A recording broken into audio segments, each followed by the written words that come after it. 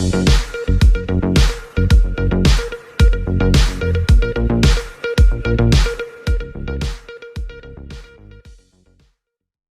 जनता party जिला यमुनानगर द्वारा 23 जनवरी को नेताजी सुभाष चंद्र बोस की 125वीं जयंती जिला यमुनानगर के 475 ग्राम पंचायतों में 48 शहरी वार्डों में धूमधाम से मनाई जाएगी।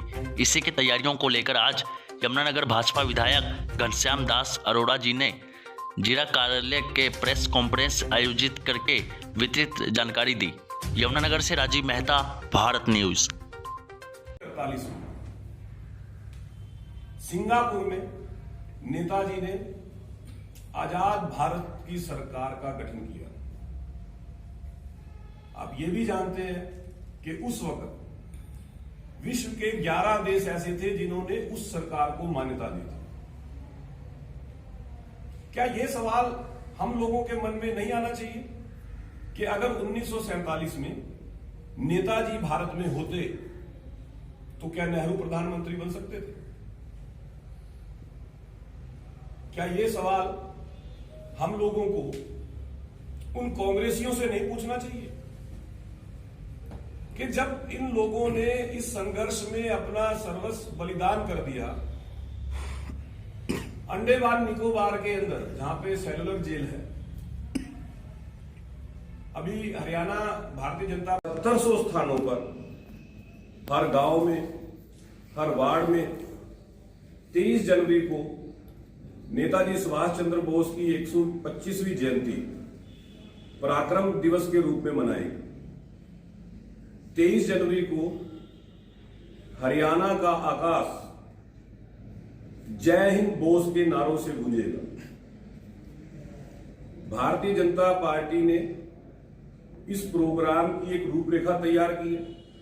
जैसा कि मैंने पहले बताया, 7500 स्थानों पर, हर स्थान पर कम से कम 75 लोग नेताजी को अपने श्रद्धा सुमन अर्पित करेंगे। इसके साथ साथ देश की आजादी की लड़ाई में जिन वीर बलिदानियों ने अपना सर्वोच्च बलिदान दिया, लगभग 3,26,000 हमारे देश के वीर बलिदानी जो आजादी के संघर्ष में जिन्होंने अपना जीवन कुर्बान किया, उनको भारतीय जनता पार्टी उन 7500 स्थानों पर याद करेगी। उनके उस बलिदान पे गर्व और गौरव की अनुभूति हो, उनकी शौर्य गाथा प्रदेश के हर घर में पहुंचे, ये संकल्प ओम प्रकाश धनखड़ जी के नेतृत्व में भारतीय जनता पार्टी हरियाणा ने लिया है। आप सब आज यहां पे इस प्रेस वार्ता में आए और मैं आप सबसे भी ये उम्मीद करता हूं, क्योंकि जिन वीर बलिदानियों ने देश की आजादी के लिए अपना बलिदान दिया, आज हम एक स्वतंत्र देश में सांस ले पा रहे हैं, वो सब उन वीर बलिदानियों के सर्वोच्च बलिदान के कारण संभव हुआ है। हमारा ये दायित्व और कर्तव्य बनता है और आप पत्रकार साथी उस दायित्व और कर्तव्य में सहयोग करेंगे, ऐसी मैं आशा रखता हूं कि उन वीर बलिदानियों की गौरव गाथा हर घर तक आपके समाचार माध्यम से पहुंचे।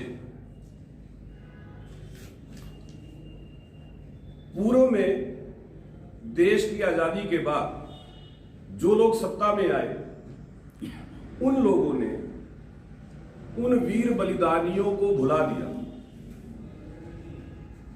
कुछ लोगों ने देश की आजादी के इस संघर्ष का श्रेय लेने की होड़ में से सवाल करते हैं कि 1942 में कांग्रेस ने भारत छोड़ो आंदोलन शुरू किया था, क्विट इंडिया मूवमेंट, जो 1944 तक आते आते खत्म हो गया। तो क्या वजह हुई कि 3 साल के अंदर अंग्रेजों ने यह मन बना लिया कि वो भारत छोड़ के जा रहे हैं। चक्रवर्ती जी ने एक सवाल किया कि भारत की आजादी में महात्मा गांधी का योगदान कितना है। तो लॉर्ड एटली का जवाब था मिनिमल, मामूली। जब उनसे यह सवाल दोहराया गया कि आपने 1944 में क्विट इंडिया मूवमेंट दबा दिया था, तो 1947 में अचानक भारत छोड़ के जाने का कारण, तब उन्होंने जवाब दिया नेताजी सुभाष चंद्र बोस, आजाद हिंद फौज। उन्होंने बताया 1945, जिसका मैं जिक्र कर रहा था, भारत में एक आंदोलन होता है जिसका कहीं पे जिक्र नहीं। हम बचपन में स्कूल में जो पुस्तकें पढ़ी, हमने कॉलेज में जो पुस्तकें पढ़ी, उन पुस्तकों में बहुत सी बातों का जिक्र है, लेकिन उन वीर बलिदानियों के सर्वोच्च बलिदान का कहीं पे जिक्र नहीं मिलता जिनको सबसे ज्यादा श्रेय देश की स्वतंत्रता की लड़ाई में, देश को स्वतंत्र कराने में रहा। 1945 जब अंग्रेजों ने आजाद हिंद फौज के सैनिकों के विरुद्ध मुकदमे दर्ज करने शुरू किए, उन पे केस चलाने शुरू किए, पूरे देश के अंदर एक आंदोलन चला। जो आज का पाकिस्तान है, उसमें एक प्रांत है नॉर्थ वेस्ट फ्रंटियर, उत्तर पश्चिमी सीमा प्रांत। उस वक्त जो उस प्रांत के गवर्नर थे कनिंघम, उन्होंने बाकायदा अंग्रेज वायसराय को यह चेतावनी दी थी कि ये जो 1945 में आंदोलन शुरू हुआ है, ये इतने व्यापक स्तर पे फैल रहा है, लोगों में इतना गुस्सा है इस बात का, जो अंग्रेज आजाद हिंद फौज के सैनिकों पे मुकदमे दर्ज कर रहे हैं, उनके खिलाफ केस चला रहे हैं। समाज का हर वर्ग उस आंदोलन में शामिल हुआ। वो ऐसा आंदोलन था कि पंजाब के कई शहरों में उस दौरान लोगों ने दिवाली तक नहीं मनाई थी, इतना रोष था लोगों में। हर वर्ग, चाहे उस वक्त के फिल्म इंडस्ट्री के स्टार हो, चाहे कोई रिक्शा खींचने वाला हो, सबने उस आंदोलन में अपना